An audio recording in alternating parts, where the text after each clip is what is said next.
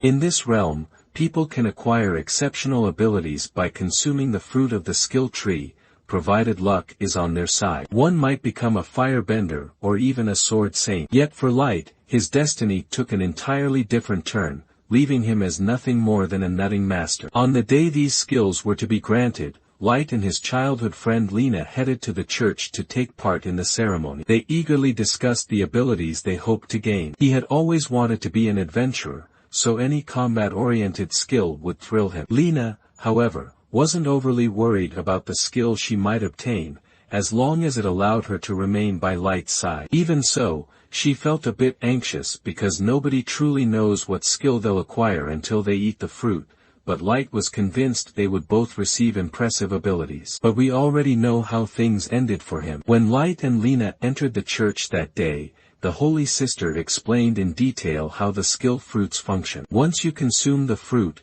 you're granted a skill, ensuring employment in any related field you choose, without any crippling student loans. They were offered the chance to pick any one of the fruits to gain their skill. However, there was one unbreakable rule: you could only consume one skill fruit in your lifetime, and trying to eat a second would lead to poisoning. Countless individuals had lost their lives after feeling dissatisfied with their skill and opting for a second fruit. The Holy Sister underscored this warning, making it unmistakably clear that consuming more than one fruit guaranteed certain death. Lena was startled by how perilous the fruits could be, but the Holy Sister assured her that as long as she avoided taking a second one, there was no need to worry. With the cautions given, the Holy Sister instructed them to start choosing their fruit. Lena went first, took a bite of one of the fruits, and felt an immediate change within her body. A brilliant flash erupted, and Lena's body abruptly grew intensely hot. The Holy Sister recognized that this had to be the legendary Sword Saint ability. It was exceedingly rare, so she never thought she would get to see someone acquire it in person. But now that Lena was officially a Sword Saint, she was destined to become one of the greatest adventurers in the country. The sight was genuinely thrilled for Lena, and congratulated her on obtaining such an incredible skill. But now, it was his turn. He approached the altar and carefully selected a skill fruit for himself. While he didn't expect to gain something as extraordinary as the Sword Saint skill, he still hoped for a decent combat skill that would allow him to stand alongside Lena in battle. However, as he took a bite and felt the skill flow into his body, his heart sank. It turned out he was just a nutmaster. The Holy Sister did her best to offer some encouragement, but it was clear that the only battles Light would be facing more against pests out in the fields. Light was devastated that his dreams of being an adventurer had been ruined, so he asked if he could try again. But the sister was very clear about the 100% fatality rate, so she wouldn't let him eat another fruit. Lena tried to cheer Light up and told him she would stay in the village and grow fruits with him since she didn't care what she did as long as they were together. But the Holy Sister wouldn't stand for all this love and compassion BS. Lena's Sword Saint skill was a once-in-a-decade marvel, so she wasn't going to let her waste that talent by becoming a farmer. She demanded that Lena become an adventurer for the sake of the country, and in fact, she would be taking her to the royal capital immediately so she could begin her training there. Lena couldn't find the courage to defy the Holy Sister's demands, so she was taken away. She made a heartfelt promise to return for Light one day. 3 months had gone by since that life-changing day, and Light was doing his best to embrace his new reality by focusing on his role as a farmer. Using his powers, he ensured the nuts grew large and healthy, and once they were ripe, he sold them in town to earn a profit. Life wasn't terrible for him. As long as he kept those nagging thoughts buried deep in the back of his mind. One day, he headed into town to sell his nuts, but since his nuts were so small, he got paid very little for them. As he was walking back to his house, he noticed a poster with some news about Lena. She had apparently been promoted to S rank in the 3 months since she left the village and was doing incredibly well for herself. Of course, he was happy for her, but thinking about how well she was doing just made him feel like an absolute failure. Even though he knew he didn't have the skill to become an adventurer. He might have been training every day in hopes that he might naturally unlock a sword skill or something. He swung his sword at a tree stump over and over, convinced that if he could manage to split it in half, he could prove himself strong enough to become an adventurer through his own effort. But hard work doesn't always yield results, and all he gained from his relentless training were a pair of bruised wrists, collapsing to the ground into feet. He began to wonder if Lena still remembered him. She had promised to return, but with all the fame and fortune she must have achieved, he wouldn't be surprised if she had completely forgotten both his name and his face. Just then, a little girl named Isla walked up to Light and said she brought him a cup of water. She was pretty much an orphan, and the village chief didn't want to deal with her. So he kind of just left her on Light's doorstep one day. Light saw that she had nowhere to go, so he decided to take her in, and the two had been living together ever since. Isla told him she was done with dinner, so if he wanted to, he could come inside to eat, and Light happily obliged. He took his first bite of the food, and while he ate, Isla asked him how today's harvest went. All in all, Light remarked that today's profits were quite decent, especially now that he had started focusing on cultivating skill fruits. He made a point to mention that he had carefully sorted all the skill fruits into boxes clearly marked with skull emojis, emphasizing that Isla absolutely must not eat any of them. However, hadn't been aware of the dangers associated with consuming skill fruits. So Light's warning was definitely helpful, or at least it would have been an hour earlier, as she had already used several of those fruits to prepare the stew they were currently eating. Light got up in a panic and asked if she was sure she put skill fruits in the stew, but she definitely did, and from what the Holy Sister said, eating a second skill fruit was a guaranteed death sentence. All of a sudden, Light's body began to feel hot. He felt a pain in his chest, so he believed this was how he would die. He fell to the floor,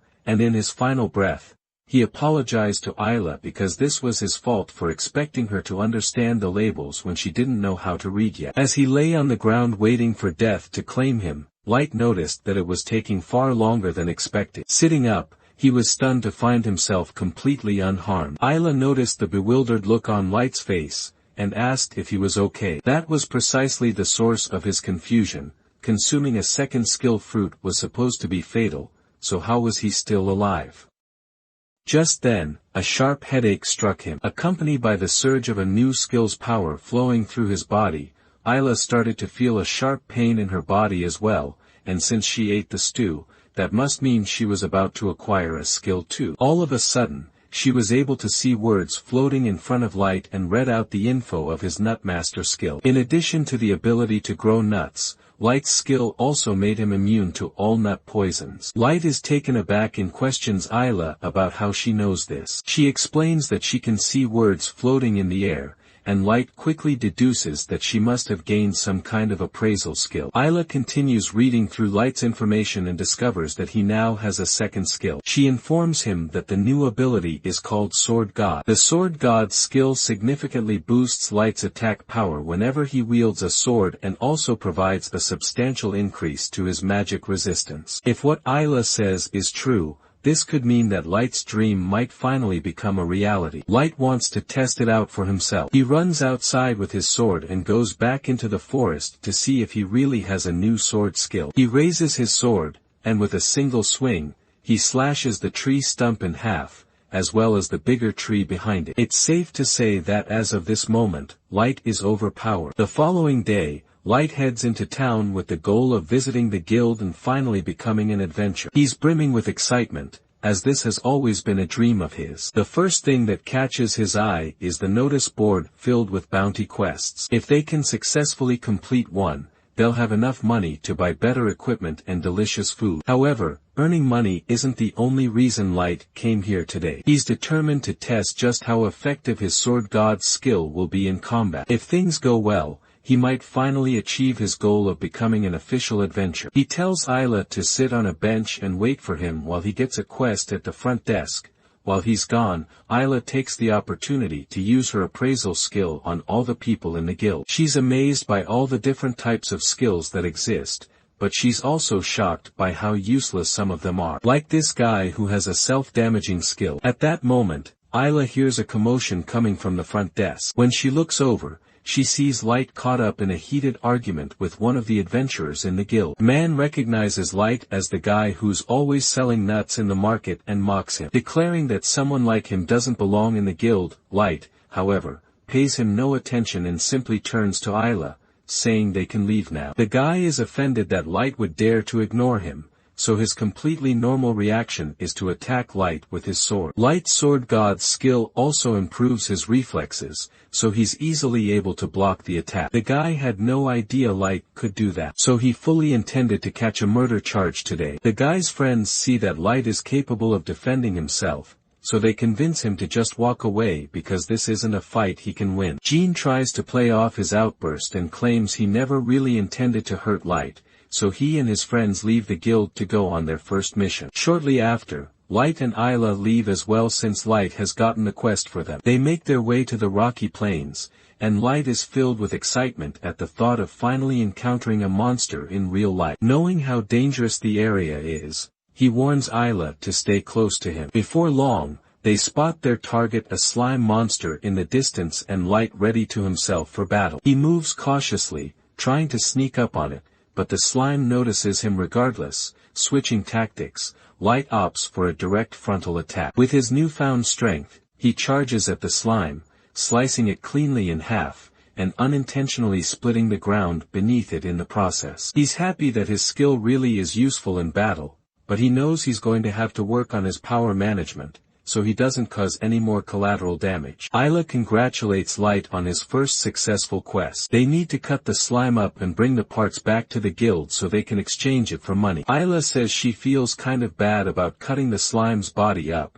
but Light reminds her that they'll earn enough money for pizza if they sell the slime parts. Isla throws her morals out the window and begins dissecting the slime. At that moment, they hear shouting coming from the other side of the plains. Rushing over, they find Jean and his party under attack by a massive ogre. The group had deliberately chosen an easy quest, planning to kill a slime and head home, but they never anticipated encountering an ogre. The orc swings its weapon at them, forcing everyone to leap out of the way, even though they manage to avoid the initial strike. It's clear they have no chance of defeating such a formidable opponent. Light calls over to them to ask if they are all right, and as soon as Jean spots him, he comes up with a plan to escape. He and his friends start running straight at Light. Light is a bit confused by what they are doing, but then they run past him, and he realizes they are trying to use him as bait so they can flee. The ogre now intends to attack Light, so he has no choice but to fight it. In fact,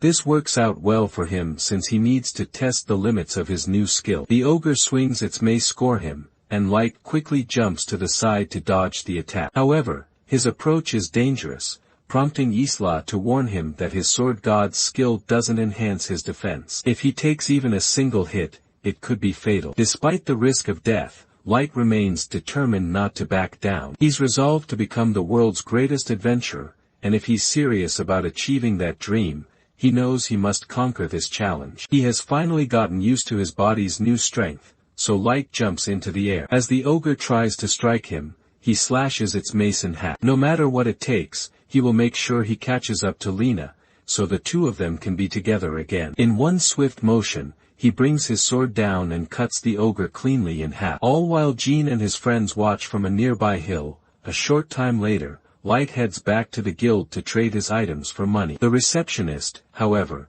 finds it difficult to believe that he managed to take down an ogre on his own. To prove it, Light presents the ogre horn he brought back, and to back him up, Jean's friends confirm that they witnessed the entire fight and can vouch for him. Convinced by their testimony, the receptionist accepts his story and asks him to wait a moment while she retrieves his reward. Meanwhile, Jean's friends thank Light once again for saving them. At that moment, a crowd begins to gather near the front of the guild, prompting Light to ask if something has happened. Jean explains that the S-rank party has just returned. This is the very same S-rank party that Lena joined, and it's the first time Light has seen her in the past 3 months. Light approaches her and tries to greet her, but to his shock, Lena responds by saying, "I've never met this man before in my life." Light is completely crushed and can't wrap his head around the fact that Lena forgot about him in just 3 months. He's left standing there, his mouth hanging open in shock. Isla, clueless about what's bothering him,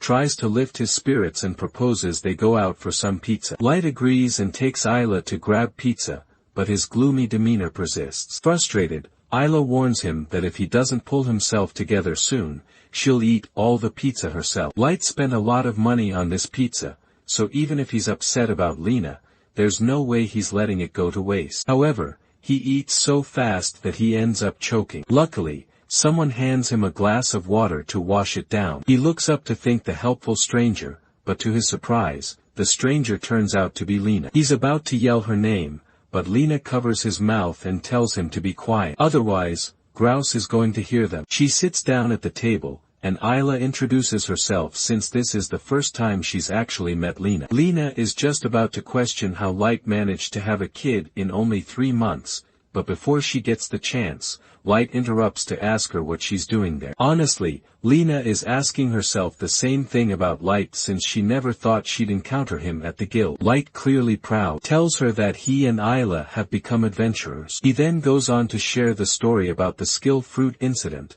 which allowed him to obtain a second skill. Lena appears genuinely happy for him, as this means he's finally on the path to achieving his dream. Light then asks Lena how her time with the S-rank party Sacred has been so far, but from Lena's expression, it doesn't seem like it's been much fun. She's basically just being forced to fight with a bunch of random people that the Holy Sister selected. The pay is great, but the atmosphere is more toxic than a Call of Duty lobby, so she advises Light to stay away from Sacred if he wants to enjoy his time as an adventurer. It still doesn't see what's so terrible about Sacred, especially since he's heard so many positive things about them. However, Lena recalls an incident from 2 months ago when their party faced off against a giant serpent. Knowing that serpents are weak to fire, Grouse instructed the mage to attack it with fire magic. The mage complied but went overboard, accidentally setting a nearby farm ablaze, when Lena tried to bring it up, hoping they could do something to stop the fire. Grouse showed no concern at all about destroying a random farmer's land. In his eyes, their mission was to kill the serpent,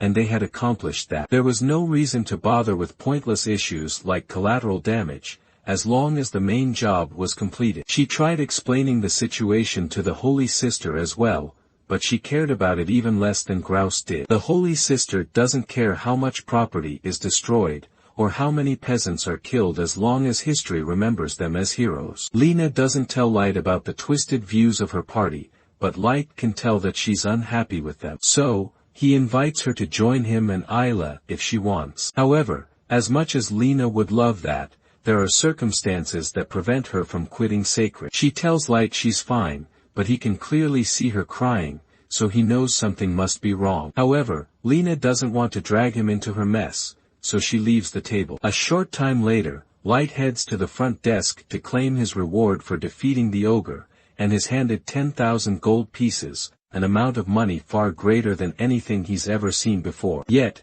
he doesn't feel the slightest bit excited. His mind is consumed with worry about Lena, but he realizes he can't help her, unless he figures out what Sacred is compelling her to do, and she refuses to tell him directly. With that in mind, Isla suggests that he simply asks Grouse, the party leader, directly since the door to his lounge is conveniently wide open. Inside the lounge, Grouse is currently sitting with 2 ladies and telling them stories about his legendary battles. For instance, he tells them about his most recent battle, where he and his party were hunting an evil grizzly. To take care of it, they torched the bear with a massive inferno before Grouse delivered the finishing blow. Just then, the receptionist comes in because she has something to talk to Grouse about regarding his recent mission. The people from the village where he found that evil grizzly have lodged a complaint against him, saying that the fire attack that Sacred used caused their reservoir to dry up completely, so now they have no water. Grouse quickly brushes off the complaint, casually making up an excuse that a bit of collateral damage is unavoidable when handling such dangerous monsters. However, deep down,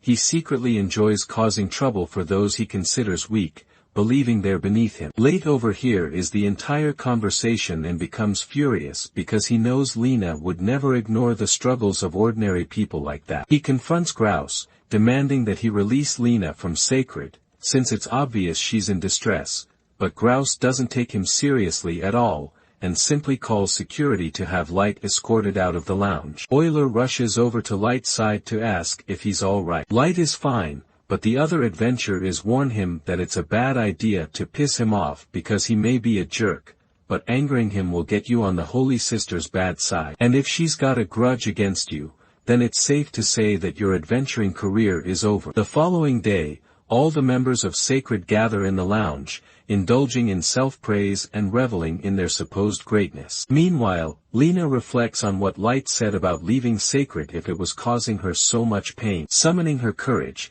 she finally speaks up, announcing to everyone that she wants to live as an adventurer guided by her moral code, which is why she's leaving Sacred immediately. As she begins to walk toward the exit, Grouse suddenly blocks her path, moving with alarming speed and threatens to kill her for having the audacity to defy him. Lena is about to draw her sword to defend herself, but realizes that even with her sword saint skill, it would still be impossible for her to defeat Grouse in one-on-one combat. So, she's forced to submit and takes her hand off her blade. Grouse then backhands her to the floor and begins a half-hearted speech about how she should persevere for the sake of all the people their party will save in the future. He tells her that she's going to have to keep persevering until the day she dies in battle. On that same day, the Sacred party prepares to leave town, and Lena has resigned herself to a life of being forced to serve under Grouse. However, as they begin their departure, their path is suddenly blocked by Light. Grouse demands to know why Light is standing in their way, to which Light boldly declares that he's there to take back his friend. He turns to Lena,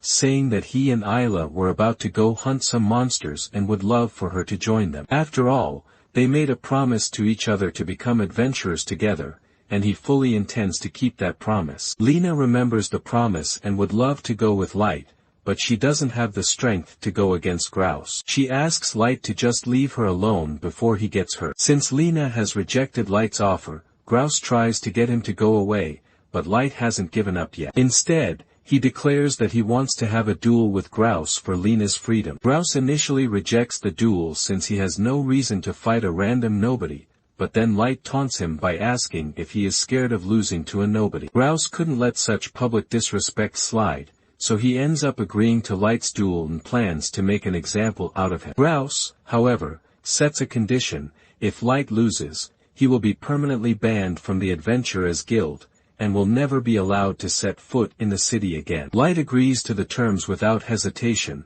but Lena pleads with him to reconsider. Fearing he has no chance of winning against Grouse in a sword fight, Grouse draws his sword, ready to strike, but before he makes a move, Isla scans him and warns Light about his Godspeed skill. This ability enables Grouse to close the gap with his opponent almost instantly, so Light must stay on guard against it. Light reddish his sword as well, but to keep things fair, he announces that his skills are not Master and Sword God. However, Grouse doesn't believe him since there's no way anyone could possibly have two skills. Grouse then closes the distance instantly to attack, and Light could barely see the attack coming, but he does manage to block it. Grouse then repeatedly strikes at Light, forcing him into a defensive position because he can't keep up with all of Grouse's attacks. Light manages to put some distance between them, but it doesn't last long.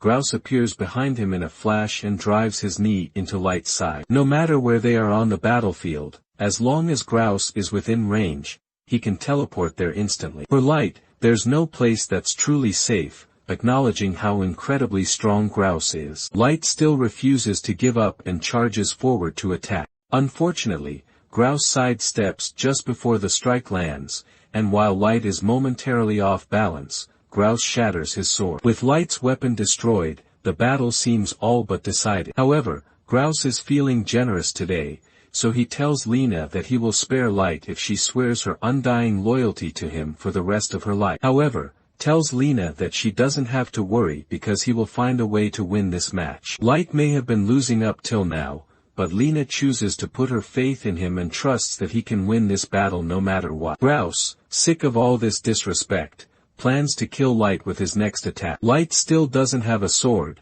so he glances around for a substitute and decides to borrow a broom from one of the spectators. Grouse assumes Light is mocking him, and he's not entirely wrong after all. Light could have easily borrowed Lena's sword instead. Despite this, Light is fully confident that he can defeat Grouse with just the broomstick. He begins to visualize it as a real sword and focuses on preparing for Grouse's attacks. Up until now, he's been falling behind because he's been fixated on watching Grouse's movements. However, with his sword god skill granting him exceptional reflexes this time, Light decides to trust his instincts and strike when the moment feels right. Thanks to Light's changing strategy, his body is able to react the second grouse gets within range. He uses the broom to smack Grouse's face so hard that he gets sent flying into a brick wall. Grouse is out cold, so Light is officially the winner of their duel. Just to make the point clear, Light turns to the other members of Sacred and tells them that if they come after Lena again, then they will have to deal with him. He then turns to Lena and tells her that she's finally free. Once again, he invites her to join his party and Lena happily accepts. A week has gone by since Light's duel with Grouse and not much has changed since then. He's still tending to his nuts, but now he has Lena by his side, which has made him much happier. Lena has prepared lunch for everyone, and as they eat, she asks Light about the injuries he sustained during his fight with Grouse. Light reassures her that he's feeling great now and is ready to finally join Lena on a mission. Finally, this would be his dream come true, but there's still one lingering problem. Every so often, Lena gets a visitor sent by the Holy Sister. For the past week, this visitor has been trying to get Lena to meet with the Holy Sister to discuss her decision to leave Sacred. However, Lena says there's nothing to discuss because there's nothing that can make her change her mind. Unfortunately, since they've earned the score of the Holy Sister, they are now being targeted. The result, when they go to the guild to pick out a quest,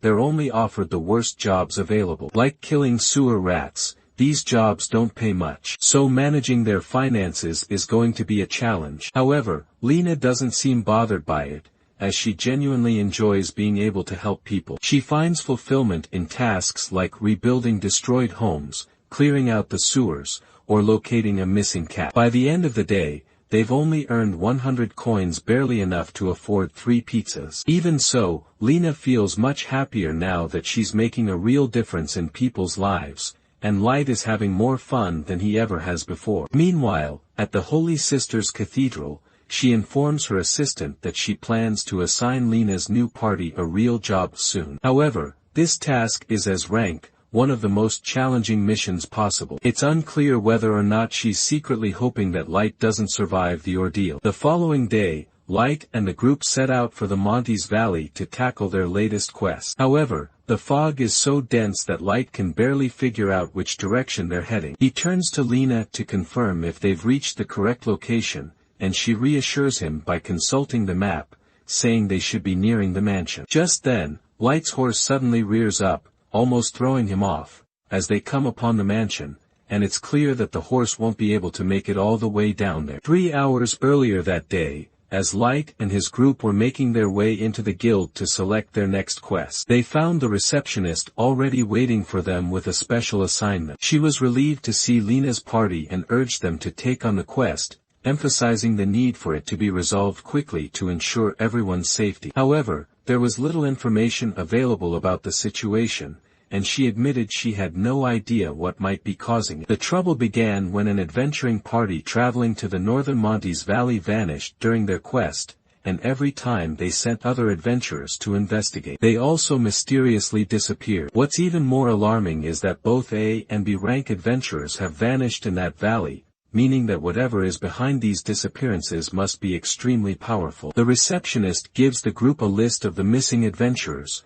and to Lena's shock, they were the very people who taught her everything she knows about adventuring back when she was just starting out, which makes her deeply concerned for their well-being. The only lead they have is that all the missing adventurers were last seen visiting the residence of the former Count of Montes. Count Montes was a legendary adventurer who amassed great wealth before retiring in the region, while there's no record of what abilities the Count might have had. He passed away over 30 years ago, leaving his mansion to crumble into ruin. Anyway, the mission for Lena's party is to find the missing adventurers as well as determine the cause of all the disappearances. Lena is hesitant to agree to this job since even A and B rank adventurers went missing without a trace. But on the other hand, Light seems really excited because he has always wanted to visit the Montes Valley. Plus, this job will actually earn them a decent reward, so even Isla is on board since it means more pizza for her. The receptionist is just now noticing that Ale is here,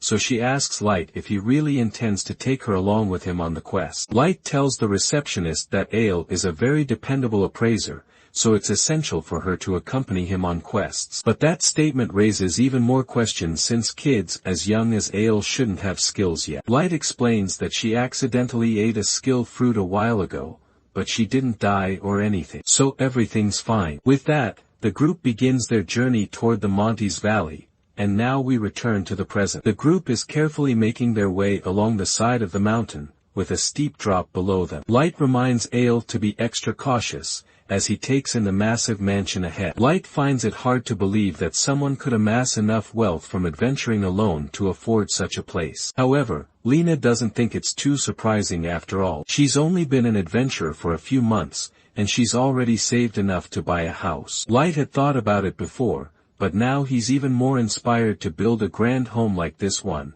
where he can grow his fruits and train to his heart's content. Ale gets caught up in the excitement, exclaiming that she wants to build a candy house for herself. Unfortunately, her enthusiasm seems to cloud her judgment, as she starts jumping for joy right on the ledge. As soon as she lands, the ledge collapses beneath her feet, sending her plummeting toward her doom. However, with his quick reflexes, Light manages to grab her hand just in time, only to lose his own balance and tumble over the edge with her. Lena tries to pull them back to safety, but she gets dragged down as well, and the entire group ends up falling. As they plummet, Light realizes he needs to act fast to avoid a disastrous landing. Thinking quickly, he draws his sword and uses it to slash through the air, generating enough wind pressure to slow their descent. Thanks to this maneuver, they all manage to land safely in one piece. However, just because they survived the fall doesn't mean they are safe, since Lena and Isla soon realize that they've been surrounded. Light doesn't seem too bothered since he's sure he can handle whatever kind of monsters these are, so he charges forward and slashes one of the monsters in half. Light was right about the monsters being easy to defeat, but Lena and Isla realized that these are no ordinary monsters. Now that they mention it, Light pauses for a moment to take a proper look at the monsters, and to his horror, he realizes that they are all adventurers. Isla uses her appraisal skill on the adventurers and informs the group that they've all been turned into undead after being bitten. She also points out that these undead adventurers retain the same skills they had when they were alive, so she warns Light and Lena to exercise extreme caution while facing them. Meanwhile, Light is in the middle of a major moral dilemma because he can't come to terms with the fact that the monster he was so excited to slay used to be human just like him. He gets so distracted that he nearly gets bitten by one of the undead, but before that could happen, Lena steps in and slices it in half. She can understand why Light would be hesitant about fighting the undead, but at the same time, it is their duty as adventurers to put their former comrades to rest. Light understands what she's saying,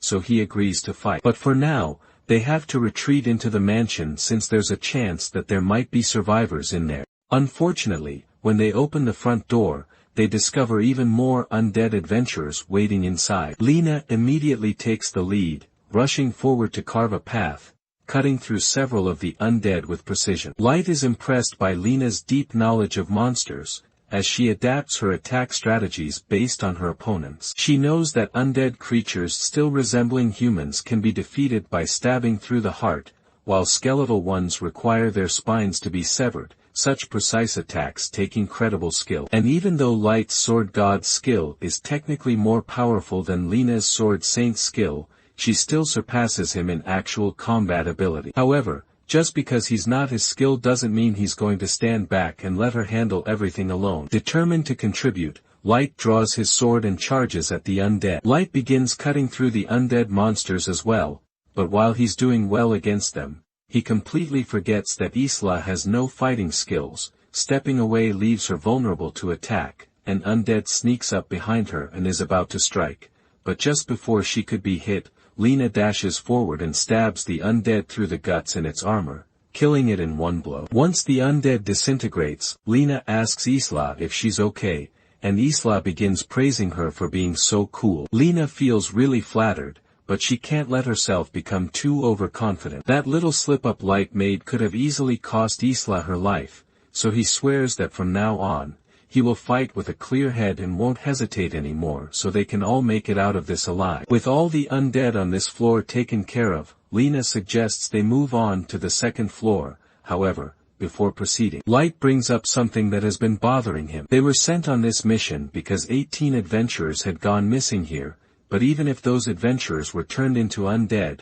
he and Lena have already defeated far more than 18 undead so far. The only possible explanation is that there were already a large number of undead monsters in this mansion beforehand, but that doesn't add up either. There's no reason for undead to just randomly spawn here. As they head up the staircase, Light notices the painting of Count Montes, and there's something unsettling about it, but even more unsettling is the fact that there's a girl dancing somewhere in the castle, and she's looking forward to all the fun ways she could kill Light as the three of them run down the hallway. They are suddenly jump scared by an undead that lunges at them, but before it could infect anyone, Light manages to chop its head off. They may have taken care of that first one, but there are a lot more where that came from. So Light and Lena have a lot of work ahead of them. The undead on this floor appear to be using strategy, as evidenced by the ambush they set up. This is Isla to scan them, and see if she can uncover any useful information. Following his instructions, Isla discovers that these undead have been tamed, and are being controlled by someone giving them orders. At that moment, Light notices several threads connected to the undead, and after scanning those as well, Isla realizes that the threads are transmitting magic power to them. This means that whoever is orchestrating this must be at the other end of those threads. After following them for a while, they come across a door where all the threads converge. Light tells everyone to be prepared since they don't know what kind of danger they may face once they head inside. But as he opens the door, all he finds is an empty ballroom. All of a sudden, the girl behind this whole thing appears, while Light was initially glad to finally see a living person. He can tell that she doesn't seem very friendly. Isla uses her appraisal skill on her, and discovers that Drapemoth's skill is necromancy, meaning she can control the dead and even use their unique skills as her own. Having her skill appraised so nonchalantly was deeply irritating to Drapema, and she considers taking Isla out first out of sheer annoyance. Before she can make a move, Light steps in and asks if Drapema was sent here on a mission from the guild, suggesting that if that's the case, there's no reason for them to fight. However, the girl denies it outright, stating that her sole reason for being here is to kill Light. It doesn't understand why she would be here specifically to kill him because he has never met her before, but Drapema doesn't have a personal grudge against him or anything. She was just given an order to kill him, so that's what she's going to do. Light asks her who gave the order, and it may or may not have been a certain holy sister, but Drapema isn't going to confirm anything. Regardless, if Drapemoth's goal has always been to kill Light, she must have come here and killed all those adventurers just to lure him out. Lena also finds it strange that she has never once heard of a skill as powerful as an necromancy, but she doesn't have much time to think about it because Drapema is beginning her attack. If Light and Lena work together, it's not that hard to deal with the undead, but Drapema has no interest in Lena. Instead, she lowers Lena away from Light and sets her up to fight the undead versions of her mentors, Bork and Shira. Lena is horrified to learn that they actually died here, so she is stunned by grief for a moment. Drela yells over to warn her that these two are a lot more dangerous than the others. They still have full control over their skills, so Bork can grow claws to increase his attack speed and power, while Shira can create a mirror image of herself to attack multiple times. Lena is struggling to keep up with the undead's powerful skills, but thanks to Isla's timely warnings, she manages to defend herself. Meanwhile, Drapema grows increasingly annoyed with the support Isla is providing and decides to eliminate her first. She sends an undead to attack Isla, but this time, Light is ready. Just before Isla can be harmed, Light rushes in and grabs her, vowing to protect her no matter what. However, fighting while ensuring Isla's safety proves to be a daunting task. Drapema continues to send undead after Light, and the moment he shifts his focus, she seizes every opportunity to target Isla directly. Light finds himself barely able to keep up with the relentless onslaught. Meanwhile, Lena is still struggling to come to terms with the fact that she has to kill her mentors. When she was first brought to the Holy City, these two were the first people to show her kindness, so she owes them a great deal. Yet now, she finds herself fighting for her life against them. As much as she doesn't want to do it, she knows that she needs to kill them so she can go help Light and Isla, so she cuts the threads above them to release Drapema's control and prepares her sword to finish the two off. As she does this, she sees a vision of their souls, and they tell her that she doesn't have to feel guilty about finishing them off, because it's the right thing to do. With a heavy heart, Lena raises her sword and cuts the two in half. Meanwhile, Light continues to struggle to protect both himself and Isla, as the undead seem endless no matter how many he defeats. Suddenly, he realizes something doesn't add up. There's no way Drapima could have an infinite supply of undead at her disposal to investigate. She asks Isla to determine whether Drapima has the ability to create undead. According to Isla's appraisal, Drapima lacks that power and can only control undead that already exists. With this revelation, Light urges Isla to examine the situation more closely, convinced that there must be a hidden secret behind the seemingly endless army of undead. Drakina is impressed that Light managed to deduce she's hiding a trick, but she's determined not to let Isla uncover what it is. She immediately sets her sights on eliminating Isla. Light, however, refuses to let that happen and quickly destroys the undead attacking her. Realizing that Drapima is now targeting Isla directly, he knows he can't leave her side for even a moment. Thinking quickly, he comes up with a solution. He places Isla on his back so he can fight at full strength while keeping her safe. Watch this next video on screen and subscribe to not miss next part. Guys, A New Man Who Has for 20 to 25 is out. I've left the link to my channel in the pinned comment. Go check it out in high quality. The man who is called when a bullied boy regressed and chooses to copy skills by handshake. Once again, the link is in the pinned comment.